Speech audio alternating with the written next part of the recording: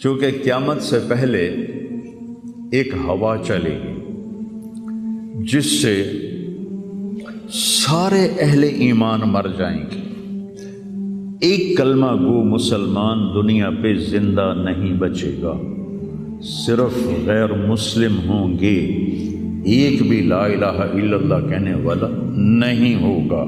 اور قیامت سے 30 سال پہلے، قیامت سے 30 سال پہلے بچے پیدا ہونے بند ہو جائیں گے کہ کسی بچے پر قیامت نہیں آئے گی۔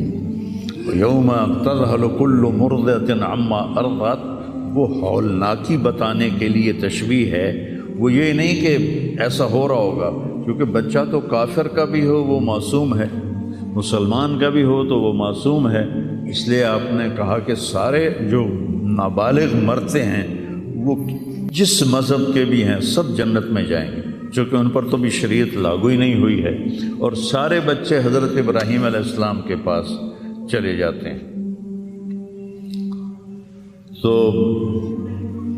تو حدیث پاک میں آتا ہے جتنے اہل ایمان کے بچے بالغ ہونے سے پہلے، پیدا ہونے سے لے کر 15 سال سے پہلے تک جو فوت ہو جاتے ہیں، سب حضرت ابراہیم علیہ السلام کے پاس ہوتے ہیں، ساری نسل ابراہیم علیہ السلام کے پاس، اور وہ ان کے باپ ہوتے ہیں، اور ان کے ساتھ وہ اپنی وہاں کی جنت کے مزے لیتے ہیں، پتہ نہیں کیا لیتے ہیں، ان میں تو کوئی نہیں پتہ۔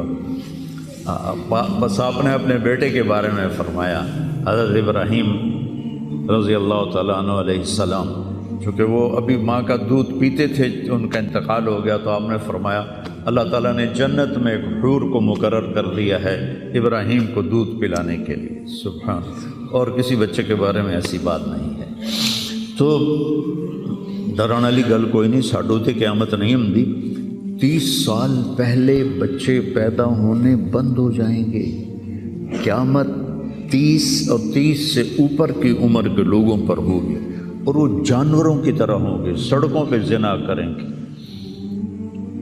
اور ہر انسانی جو اخلاق ہیں ان سے وہ خالی ہو جائیں گے، ان سے وہ خالی ہو جائیں گے۔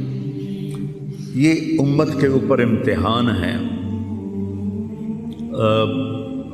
ہمارا ایک ساتھی ہے وہاں کینیڈا میں، اس سے مجھے خواب سنایا کہ میں نے دیکھا کہ غزہ کے جتنے شہداء کے بچے ہیں وہ آسمان پہ تیر رہے ہیں، اور اللہ کے نبی ہر آنے والے کا استقبال فرما رہے ہیں۔ تو ہمیں دیکھنے میں تو بڑا ظلم نظر ہے، ظلم ہے بھی صحیح، لیکن ہماری تو موج ہے، تو سارے جنت میں گئے، جتنے بڑے شہید ہوئے وہ بھی جنتی، عورتیں شہید ہوئیں وہ بھی جنتی، مرد شہید ہوئے وہ بھی جنتی، اور بچوں کا تو میں نے کینیڈا میں ایک نوجوان خواب دیکھ رہا ہے، راونڈ کا پڑھا ہوا ہے، عالم ہے، کہ میں نے خواب دیکھا کہ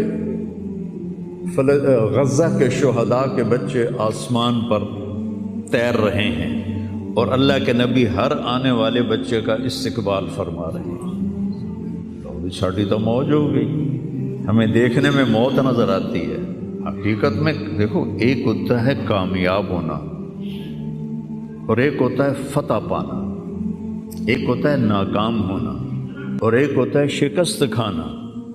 یہ دو الگ چیزیں ہیں، کامیابی الگ چیز ہے، فتح الگ چیز ہے، ناکامی الگ چیز ہے، شکست الگ چیز ہے۔ کربلا کے میدان میں سب سے مقدس خون بہایا گیا، سب سے پاکیزہ خون بہایا گیا، اور ان سب کو شکست ہو گئی، اور وہ سارے گردنیں کٹوا کے نیزوں پہ چڑھ گئے، لیکن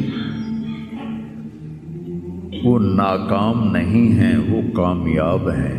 انہیں شکست ہوئی ہے، انہیں ناکامی نہیں ہوئی، وہ کامیاب ہیں۔ اور شمر کا لشکر وہ فتح پایا ہے، وہ کامیاب نہیں ہے، انہوں نے فتح پائی، کامیاب نہیں ہے۔ ابن زیاد کی گردن کٹ کے جب لائی گئی مصعب بن عمیر کے سامنے،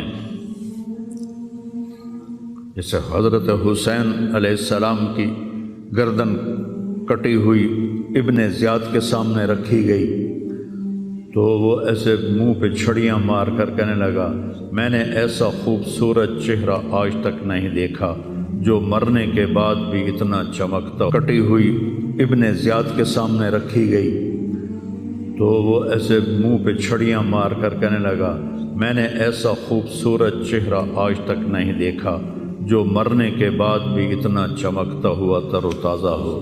تو حضرت ابو برزہ اسلمی رضی اللہ تعالیٰ عنہ نے کھڑے ہو کر روتے ہوئے فرمایا کہ ظالم یہ چھڑی یہاں سے ہٹا لے، میں نے ان ہونٹوں پہ اللہ کے نبی کے ہونٹوں کو لگتے ہوئے دیکھا ہوا. تو کہنے لگا تو بوڑھا ہو گیا ورنہ تیرا بھی سر اڑا دیتا میں. تو جب اللہ تعالیٰ انتقام لینے پر آئے اور ابن زیاد کو قتل کیا گیا اور اس کی کٹی ہوئی گردن آئی حضرت مصعب بن عمیر کے سامنے، تو ایک دم مجمع میں ہلچل مچی. جاءت وہ آیا. کیا دیکھا؟ ایک چھوٹا سا سانپ، اتنا انتہائی تیز، وہ تیزی سے آیا اور اس کی ناک میں داخل ہوا اور منہ سے نکل گیا. پھر اس کی ناک میں داخل ہوا اور منہ سے نکل گیا.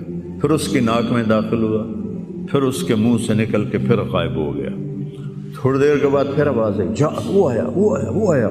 تو دیکھا وہ بھی سانپ پھر آ رہا ہے اور آ کر اس کی ناک میں داخل ہوا اور پھر نکلا نہیں، اندر ہی غائب ہو گیا. فتح پائی ابن زیاد نے لیکن ناکام ہو گیا. شکست کھائی امام حسین علیہ السلام اور ان کے 72 ساتھیوں نے، لیکن وہ کامیاب ہو گئے. جنگ سے پہلے آپ کو اونگ آ گئی تو آنکھ کھلی تو آپ ہنسنے لگے. حضرت زینب نے پوچھا یہ کوئی ہنسنے کا موقع ہے، کیوں ہنسے ہو؟ کہا خواب میں اللہ کے نبی ملے ہیں، کہہ رہے ہیں بیٹا میں تمہیں لینے کے لیے آ چکا ہوں. تو دیکھنے میں شکست ہوئی ہے لیکن وہ کامیاب ہیں. عمر بن سعد کو فتح ہوئی ہے تو ناکام ہے. عمر بن سعد کی کٹی ہوئی گردن بے مختار کے سامنے رکھی گئی. اللہ تعالیٰ نے ایک کو زندہ نہیں چھوڑا، جتنے بھی قاتلین حسین تھے سب قتل ہوئے. حضرت عثمان کے قاتل سب طبعی موت نہیں مرے، سب ذلت کی موت مرے. تو بھائیو یہ امتحان کی جگہ ہے. اللہ اپنے نبی کی امت کے گناہوں کو دھونے کے لیے ایسے حالات لاتا ہے. سب آپ نے فرمایا جتنا مجھے ڈرایا گیا اتنا کسی کو نہیں ڈرایا گیا. تو میں بتا رہا تھا ارض فلسطین یہ دوسری مسجد جو زمین پہ بنی 40 سال کے بعد وہ مسجد اقصی ہے. 4000 نبیوں کے باپ اور میرے نبی کے دادا ابراہیم علیہ السلام اس سرزمین میں تشریف لائے، وہیں آرام فرما رہے ہیں. اسحاق علیہ السلام، یعقوب علیہ السلام، داؤد علیہ السلام، سلیمان علیہ السلام، یحییٰ علیہ السلام، زکریا علیہ السلام، یہ وہ نبی ہیں جن کا قرآن میں ذکر ہے. اس کے علاوہ بھی سینکڑوں نبی ہیں جن کے نام نہ تاریخ میں ہیں نہ قرآن میں ہیں، جو اس سرزمین کے اندر ہیں. یہ معاشر کی سرزمین ہے، یہ نبیوں کی سرزمین ہے. میرے نبی نے فرمایا ارض المنشر والمحشر، یہ محشر کی سرزمین ہے اور دوبارہ زمین سے باہر نکلنے کی سرزمین ہے. اور پہلا بڑا معرکہ روم اور صحابہ کے درمیان ہوا تھا فلسطین میں، اجنادین کے مقام پر جو آج رملہ کہلاتا ہے. رملہ کے قریب یہ روم کی تعداد 90,000 تھی اور صحابہ کی تعداد 30,000 تھی. اور خالد ابن ولید رضی اللہ تعالیٰ عنہ وہ لشکر کے امیر تھے. اس وقت وہ عراق میں تھے. جب حضرت ابو بکر صدیق کو پتہ چلا کہ جو 18 دن کا تھا اور ایک راستہ تھا جس سے لوگ آتے جاتے تھے وہ 2 مہینے کا تھا، تو حضرت خالد نے فرمایا میں اس صحرا کو پار کروں گا.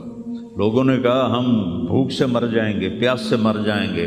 کہا جس لشکر میں رافع ابن عمیرہ ہو وہ لشکر ہلاک نہیں ہو سکتا. آئے اشاق گئے وعدہ فردہ لے کر، اب انہیں ڈھونڈ چراغ رخ زیبا لے کر۔ آئے تھے کچھ لوگ جو اللہ کو راضی کر کے دوستی لگا کے دکھا گئے، کب اپنی آنکھوں سے ڈھونڈ چراغ رخ زیبا، تمہیں نظر کوئی نہیں آئیں گے، مرد نظر آئیں گے، انسان کوئی نہیں نظر آئے گا، عورتیں نظر آئیں گی، انسان کوئی نہیں نظر آئے گا۔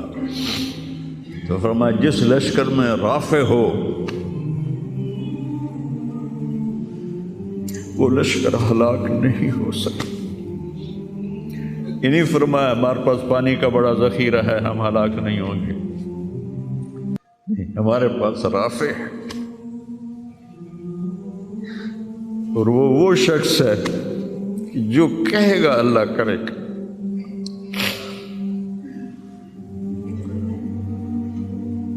18 دن میں اس کو پار کیا، اور ایک مقام پر آ کر پانی ختم ہو گیا، 3 دن بغیر پانی کے گزارے۔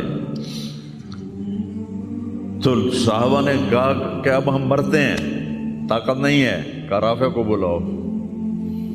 رافع کی آنکھیں خراب تھی، فرمانے لگے رافع پانی چاہیے، کہنے لگے اچھا مجھے بتاؤ کہاں ہیں ہم، کیونکہ وہ دیکھ نہیں پا رہے تھے۔ تو انہوں نے فرمایا کہ فلاں جگہ۔ اب صحرا میں تو کوئی نشان منزل ہوتا ہی نہیں، تو کوئی انہوں نے جھاڑیاں بتائیں، کہنے لگے کچھ جھاڑیاں دیکھو ایک طرف کٹھی ہوں، کٹھی جھاڑیوں کا کوئی جھنڈ ہو، مجھے بتاؤ ہے؟ انہوں نے کہا ہاں وہ نظر آ رہا ہے، کہ مجھے وہاں لے چلو۔ وہاں لے گئے، ایک جگہ اشارہ کیا کہ یہاں سے زمین کھودو، زمین کھودی تو پانی کا چشمہ نکل کے باہر آ گیا۔ کبھی ہم بھی تم میں بھی چاہت تھی، کبھی ہم بھی تم میں بھی راہ تھی، کبھی ہم بھی تم بھی تھے آشنا، تمہیں یاد ہو کہ نہ یاد ہو۔ اللہ نے تو بے وفائی کی نہیں، ہم نے بے وفائی کی۔